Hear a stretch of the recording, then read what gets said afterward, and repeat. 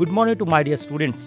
Congratulations, ನಿಮಗೆ seat already CET ಸಿಕ್ಕಿದೆ. 14ನೇ ತಾರೀಕು ರಿಸಲ್ಟ್ ಬಂತು, ಸೀಟ್ ಸಿಕ್ಕಿದೆ, ಖುಷಿಯಾಗಿದ್ದೀರಾ. That reason congratulations to all. Seat ಸಿಕ್ಕಿದೆ, ಆದರೆ ಏನೇನು ಸೀಟ್ ಸಿಕ್ಕಿದೆ, ಯಾವ ರೀತಿ ನೀವು ಮುಂದೆ ಏನು ಮಾಡಬೇಕು ಅನ್ನೋದನ್ನ ನಾನು ನಿಮಗೆ ತಿಳಿಸ್ತೀನಿ. ಆಫ್ಟರ್ ಸೀಟ್ ಅಲಾಟೆಡ್ ನೀವೇನು ಮಾಡಬೇಕಾಗುತ್ತೆ, ಸಿ ದ ರಿಸಲ್ಟ್.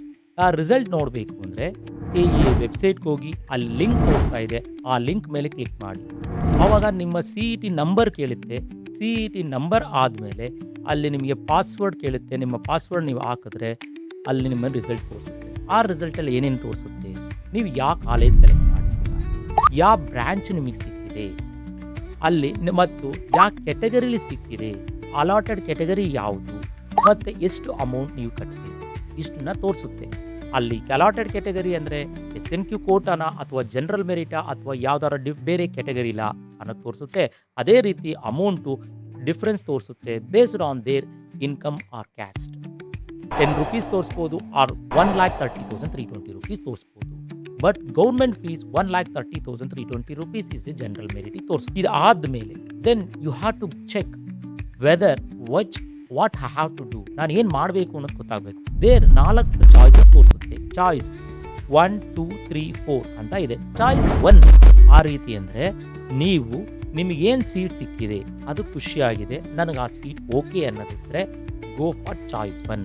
ಚಾಯ್ಸ್ 1 ತಗೊಬೇಕು ಅಂದರೆ ಚಲನ್ನ ಡೌನ್ಲೋಡ್ ಮಾಡಿ. ಆ ಚಲನಲ್ಲಿ ಎಷ್ಟು ಅಮೌಂಟ್ ತೋರಿಸ್ತಾ ಇದೆ ಅದನ್ನು ನೀವು ನೆಟ್ ಬ್ಯಾಂಕಿಂಗ್ ಅಥವಾ ಯಾವುದಾದ್ರೂ ಬ್ಯಾಂಕ್, ಯಾವ ಬ್ಯಾಂಕ್ ಆ ಬ್ಯಾಂಕಿಗೆ ಹೋಗಿ ನೀವು ಪೇಮೆಂಟ್ ಮಾಡಬೇಕಾಗುತ್ತೆ. ಪೇಮೆಂಟ್ ಮಾಡಾದಮೇಲೆ ನೀವು ಅಡ್ಮಿಷನ್ ಆರ್ಡರ್ನ ಡೌನ್ಲೋಡ್ ಮಾಡಿ. ಅಡ್ಮಿಷನ್ ಆರ್ಡರ್ ಡೌನ್ಲೋಡ್ ಮಾಡಿ ಯಾವ ಕಾಲೇಜ್ ಸಿಕ್ಕಿದೆ ಆ ಕಾಲೇಜ್ ಹತ್ರ ಹೋಗಿ. ಆ ಕಾಲೇಜ್ಗೆ ಹೋಗಿ ಕಾಲೇಜ್ನೆಲ್ಲ ನೋಡಿ ಅದು ಓಕೆ ಆದ ತಕ್ಷಣ ನೀವು ಅಲ್ಲೇನು ನಿಮ್ಮಲ್ಲಿ ಏನೇನು ಡಾಕ್ಯುಮೆಂಟ್ಸ್ ಇದೆ ಅಲ್ಲಿ ವೆರಿಫಿಕೇಷನ್ ಏನೇನು ಅಪ್ಲೈ ಮಾಡಿದ್ದೀರಾ ಅಷ್ಟು ಡಾಕ್ಯುಮೆಂಟ್ಸ್ನು ಕಾಲೇಜಿಗೆ ಸಬ್ಮಿಟ್ ಮಾಡಿ. ಆವಾಗ ನಿಮಗೆ ಆ ಸೀಟ್ ಕನ್ಫರ್ಮ್ ಆಗುತ್ತೆ. ಚಾಯ್ಸ್ 2 ಅಂದರೆ ನಿಮಗೆ ಸಿಕ್ಕಿರೋ ಸೀಟು ಅಷ್ಟೊಂದು ನನಗೆ ಇಷ್ಟ ಇಲ್ಲ ಅಂದರೆ ನಿಮ್ಮ ಸೀಟ್ ಟೆಂಪ್ರವರಿಲಿ ಆ ಸೀಟ್ನ ಕಂಡು ಬೇರೆ ನೆಕ್ಸ್ಟ್ ರೌಂಡ್ಗೆ ನೀವು ಟ್ರೈ ಮಾಡಬೇಕು. ಬಟ್ ಚಾಯ್ಸ್ 2 ಹೋಗಬೇಕು ಅಂದರೆ ನಿಮಗೆ ಸಮ್ ಫೀಸ್ ಎಷ್ಟು ತೋರಿಸ್ತಾ ಇದೆ ಆ ಫೀಸ್ನ ಕಟ್ಟಬೇಕಾಗುತ್ತೆ. Then only you can go for the next round. Next round if you want to go, ನೀವೇನು ಮಾಡಬೇಕಾಗುತ್ತೆ, ಪ್ರೀವಿಯಸ್ ಅಲ್ಲಿ ಯಾವುದೇ ಸೀಟ್ ಇರುತ್ತೆ ಅದು ಕ್ಯಾನ್ಸಲ್ ಆಗಿ ನೆಕ್ಸ್ಟ್ ರೌಂಡ್ ಬೇರೆ ಸೀಟ್ ಸಿಕ್ತು. ಆವಾಗ ನಿಮಗೆ ಅಮೌಂಟು ಜಾಸ್ತಿ ತೋರಿಸಿದ್ರೆ ಆ ಅಮೌಂಟು ಡಿಫ್ರೆನ್ಸ್ ಅಮೌಂಟ್ನ ನೀವು ಕಟ್ಟಬೇಕಾಗುತ್ತೆ. ಅಥವಾ ಅಲ್ಲಿ ಕಮ್ಮಿ ತೋರಿಸಿದ್ರೆ KEA ಇಂದ ನಿಮಗೆ ರೀಫಂಡ್ ಆಗುತ್ತೆ. ಬಟ್ ಈ ಆಪ್ಷನ್ ಅಥವಾ ಈ ಚಾಯ್ಸ್ ಯಾವಾಗಿದೆ ಅಂದರೆ ನಿಮಗೆ ಬರೀ ಫಸ್ಟ್ ರೌಂಡ್ ಸೆಕೆಂಡ್ ರೌಂಡಲ್ಲಿದೆ, ಇದು ಎಕ್ಸ್ಟೆಂಡೆಡ್ ರೌಂಡ್ಗೆ ಬರಲ್ಲ, ಸಂಬಂಧ ಇಲ್ಲ. ಚಾಯ್ಸ್ 3 ಅಂತ ತಗೊಂಡ್ರೆ ಯು ಕ್ಯಾನ್ ರಿಜೆಕ್ಟ್. ನಿಮ್ಗೆ ಏನು ಸೀಟ್ ಸಿಕ್ಕಿದೆ ಅದು ಬೇಡ ಅಂತ ರಿಜೆಕ್ಟ್ ಮಾಡಿ you can go for next round. Choice 4 ಅಂದರೆ you can reject the seat ಮತ್ತು ಕೌನ್ಸಿಲಿಂಗು ರಿಜೆಕ್ಟ್ ಮಾಡ್ಬೋದು. ಇನ್ನೊಂದು ಕೆಟಗರಿ ಮೇಲೆ ಅಲಾಟ್ ಆಗಿರುತ್ತೆ ಸೀಟ್ಸ್ ಅಂತ ಹೇಳಿದೆ. ಆ ರೀತಿ ಇದ್ದಾಗ SC ST ಸ್ಟೂಡೆಂಟ್ಸ್ಗೆ ನಿಮ್ಮ ರಿಸಲ್ಟಲ್ಲೇ ತೋರಿಸ್ತಾ ಇರ್ತದೆ ಎಷ್ಟು ಅಮೌಂಟ್ ಅಂತ. 10 ರೂಪೀಸ್ ತೋರಿಸಿದ್ರೆ ನೀವು 10 ರೂಪೀಸ್ ಕಟ್ಟಿ ಕಾಲೇಜಿಗೆ ಬಂದು ಅಡ್ಮಿಷನ್ ಆಗಬೇಕಾಗುತ್ತೆ. ಆದರೆ ಇದು ಯಾವಾಗ ಅಂದರೆ if the income is less than 10 lakhs ಇದ್ರೆ ಮಾತ್ರ ಇಟ್ ಈಸ್ ಎಲಿಜಿಬಲ್. ಕೆಟಗರಿ 1 ಅಲ್ಲಿ income must be less than 2.5 lakhs ಆಗಿರಬೇಕು. ಆವಾಗಲೇ they are eligible for category 1 concession fees. ಅಲ್ಲಿ ಟೈಪ್ 1 ಅಂಡ್ ಟೈಪ್ 2 ಕಾಲೇಜಸ್ ಅಂತ ಬರುತ್ತೆ. ಟೈಪ್ 1 ಅನ್ಏಡೆಡ್ ಕಾಲೇಜಸ್ ಅಲ್ಲಾದರೆ 96,170 rupees ಕಟ್ಟಬೇಕಾಗುತ್ತೆ. ಟೈಪ್ 2 ಕಾಲೇಜಸ್ ಅಲ್ಲಾದರೆ 1,06,170 ರೂಪೀಸ್ ಕಟ್ಟಬೇಕಾಗುತ್ತೆ.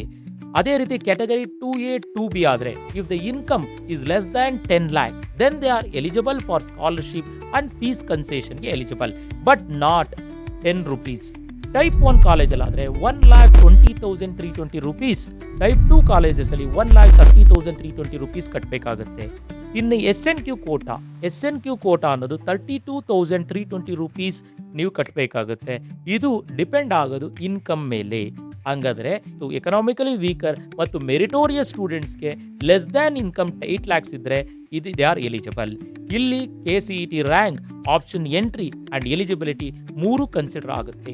371J ಕಲ್ಯಾಣ ಕರ್ನಾಟಕ ರೀಜನ್ ಅವ್ರಿಗೆ ಅಡ್ಮಿಷನ್ ಅಲ್ಲಿ ರಿಸರ್ವೇಷನ್ ಅನ್ನೋದು ಇದೆ. ಬಟ್ ಸ್ಕಾಲರ್ಶಿಪ್ ಅನ್ನೋದು ಡಿಪೆಂಡ್ ಆಗೋದು ಅವ್ರ ಕೆಟಗರಿ ಮತ್ತು ಇನ್ಕಮ್ ಮೇಲೆ. We from Sri Siddhartha School of Engineering, we concentrate on quality and right to education as it is owned by Dr. G. Parameshwar Sir, Chancellor, Sri Siddhartha University.